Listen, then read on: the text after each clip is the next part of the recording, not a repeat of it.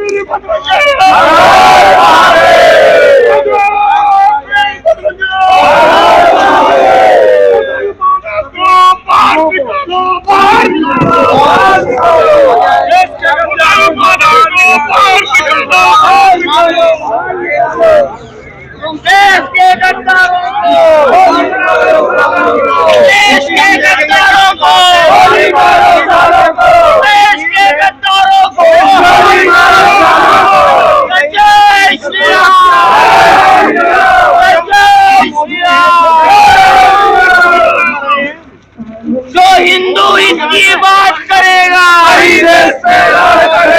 जो हिंदू इसकी बात करेगा।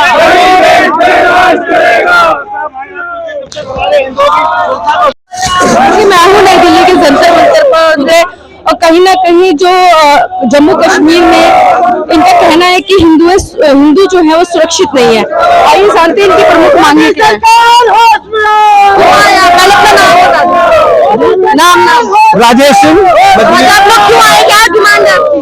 ये हमारे जम्मू कश्मीर में जो आधार कार्ड देकर हिंदुओं की हत्या की जा रही है उसके विरोध हम सब लोग एकत्रित हुए हैं और उसी के विषय को लेकर धरना प्रदर्शन कर रहे हैं। लेकिन मोदी जी की सरकार है, बीजेपी की सरकार है, उसमें तो हिंदू सुरक्षित है। नहीं, मोदी जी की सरकार है। मोदी जी सरकार आए थे सबका साथ सबका विकास के लिए नहीं आए थे, वो हिंदुओं के साथ हिंदू विकास के लिए आए थे। लेकिन उन्होंने आके सबका साथ सबका विकास करने लगे हैं। धारा 370 35 का हटाया लोग स्वागत किया, लेकिन धारा 370 और 35 से हटाने से हिंदुओं की सुरक्षा नहीं हुई है। हिंदुओं की सुरक्षा होगी जब उनकी सुरक्षा निश्चित किया जाए। वहाँ पे आपको लगता है हिंदू खतरे में है? बिल्कुल हिंदू खतरे में है। कैसे? आए दिन टारगेटिंग हो रही है, टारगेट करके हिंदुओं को मारा जा रहा है, प्रेसर को मारा जा रहा है, स्कूल में घुसकर आधार कार्ड देकर मारा जा रहा है, तो हिंदू सुरक्षा कहाँ से? तो आज आप लोग क्या डिमांड है? हम लोग डिमांड कर रहे हैं कि हिंदू की सुरक्षा को सुनिश्चित किया जाए। जम्मू कश्मीर में इस तरह जो हादसाएं हो रहे हैं उनकी सुरक्षा को सुनिश्चित करें। लाखों जो वहाँ से हमारे कश्मीरी भाई हिंदू बाहर आए हैं उनके यहाँ कॉलोनी बनाए, उनको बसाए, उनको सोशल ट्रेनिंग दे और उनकी सुरक्षा को सुनिश्चित करें। अगर आपकी डिमांड्स नहीं सुनती है तो? हमारी डिमांड है अंतर्राष्ट्रीय हिंदू परिषद, राष्ट्रीय बजरंग दल, ये अभी तो एक सांकेतिक धरना है। ये आगे चलकर पूरे देश में, पूरे प्रदेश में ऐसे ही धरना प्रदर्शन चलेंगे और ये धरना किसी के रूप तो धारण कर सकता है। देखा आपने इन लोगों का साफ तौर पे कहना है कि अंतर्राष्ट्रीय हिंदू परिषद का साफ तौर पे कहना अगर इनकी डिमांड्स पूरी नहीं होती है तो ये विशाल रूप में और भी ज्यादा अपना धरना प्रदर्शन करेंगे और जो इनकी मांगे हैं वो मनवाकर ही रहेंगे। देखिए हमारे साथ अशोक कपूर जी भी जुड़ चुके हैं जो कि इस धरने को कहीं ना कहीं लीड कर रहे हैं। अंतर्राष्ट्रीय हिंदू परिषद दिल्ली प्रदेश का कार्याध्यक्ष हूँ। कार्याध्यक्ष हैं। आज आप लोग जो डिमांड कर रहे हैं क्या डिमांड है? जम्मू कश्मीर में जो हत्याएं हो रही हैं टारगेट के लिए, उसको सरकार उस पर रोक लगाने के लिए कुछ न कुछ कदम उठाए, उस विषय को लेकर हम लोग यहाँ आए हैं। जिस प्रकार से गत दिनों में जम्मू में स्कूल में जाकर छात्राओं को पढ़ा रही राजबाला की हत्या हुई, या बैंक में जाकर जिस प्रकार से विजय जी की हत्या हुई, अभी एक ही परिवार की राजौरी में हत्या हुई घर जाकर, उसके ऊपर सरकार प्रतिबंध लगाए, किसी तरीके से उनके ऊपर कंट्रोल करे, सेना को पूरे अधिकार दे, सेना आतंकवादियों के खिलाफ युद्ध घोषित करके और युद्ध की तरह जैसे शत्रु से लड़ा जाता है उस तरह से लड़े। मदरसों के ऊपर जो वास्तव में इसकी जननी है आतंकवाद की, उसके ऊपर प्रतिबंध लगाया जाए। आप कैसे कह सकते हैं कि मदरसे ही इसकी जननी है? नहीं, ये तो मैं नहीं कह रहा। हाँ। ये तो अभी एक दिल्ली की बेंच का फैसला आया, जो 24 आयतें हैं कुरान के अंदर, वो वास्तव में विद्वेष फैलाती हैं। ये मेरा नहीं, ये कोर्ट का जस्टिस लोहाटी का फैसला है। उसको तो वो सार्वजनिक है, आप पढ़ सकते हो। अच्छा, तो आपकी क्या डिमांड्स है? आप दोबारा बता दीजिए डिमांड्स दोबारा बता दीजिए। हमारा ये कहना का मतलब है कि वहाँ चल रहे हिंदू जो मारे जा रहे हैं उनकी सुरक्षा की जाए। मोदी जी की सरकार है, मोदी जी तो कहते हैं कि मोदी जी के राज में हिंदू सुरक्षित है। तो सुरक्षित है तो मारे क्यों जा रहे हैं? अगर तो सबका साथ सबका विकास लेके चलते हैं। नहीं, सबका विकास तो जब भी होगा जो देश में विनाश करने वाली प्रवृत्तियां हैं, अगर उनका खात्मा होगा जब भी तो विकास होगा। तो आपको लगता है अभी जो आतंकवादी खात्मे हैं, जो आतंकवाद को बढ़ावा दे रहे हैं, वो अभी तक खत्म नहीं हुई है? आपके सामने है ना, वो तो आपके सामने है।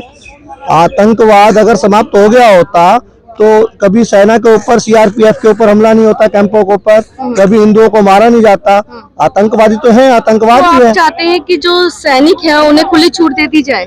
हाँ, उनके आतंकवाद के खिलाफ युद्ध घोषित कर दे, जैसे शत्रु के खिलाफ। हाथ भी बंधे हुए होते हैं हाँ हाँ, उनके खिलाफ सीधा युद्ध का ऐलान किया जाए कि हम लोग इनके खिलाफ खुला युद्ध करेंगे, उनको ट्रेस करेंगे, देखेंगे दुश्मन को, जैसे दुश्मन को देखकर मारा जाता है उसको बाकायदा दुश्मन वाला बर्ताव उनके खिलाफ होना चाहिए। देखिए, कुछ युवा भी हमारे साथ जुड़ चुके हैं। प्रशांत जी हैं हमारे साथ, उनसे भी जानते हैं आखिर ये लोग हिंदू जो जिनकी बात कर रहे हैं कि जम्मू कश्मीर में हिंदू सुरक्षित क्यों नहीं है, आखिर इनसे ही जानते हैं। क्या कुछ कहना चाहेंगे प्रशांत? इस देश में करीब 70 साल से टारगेट किलिंग हो रहा है।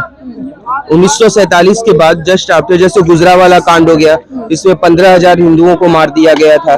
ऐसे करीब पाकिस्तान में जितने जिले हैं उतनी कहानियां हैं कि पाकिस्तान में टोटल 6 प्रांत की करीब 40 से 45 जिलों की कहानियां है ये, कि हर जिले में मिनिमम 3,000 से 5,000 के बीच में हर जिले में हिंदू को मार दिया गया था 1947 के करीब। उसके बाद फिर अब ये धीरे धीरे पाकिस्तान सरहद से जुड़े जिला में, जैसे कि जम्मू कश्मीर से जिले, जो उसका जिला है पुंछ हो गया, राजौरी हो गया, पहले कश्मीर पूरा था, उसके बाद उस एरिया में टारगेट किलिंग बढ़ता गया। धीरे धीरे मुसलमानों की आबादी 60 से 70% तक बढ़ गई। जिस एरिया में 60 से 70% इनकी आबादी हो जाती है वहां पर ये टारगेट किलिंग स्टार्ट कर देते हैं। ठीक है, उसके बाद फिर जो भी सरहद से जुड़े जिला है, जैसे राजस्थान में भी हो गया। अभी राजस्थान का एक वाकया हमारे सामने आया था कि एक टेलर को इन लोगों ने गर्दन काट दिया था। तो ऐसे करके ये टारगेट किलिंग कई वर्षों से चलता आ रहा है। हम लोग बीजेपी को इसीलिए वोट दिए थे कि ये हिंदू की सुरक्षा करेंगे, हिंदू तो का करती तो है सुरक्षा। ऐसा कुछ भी नहीं है कि कोई भी कानून के 1-2 सेक्शंस चेंज कर दिए गए उससे सुरक्षा नहीं हो जाती है।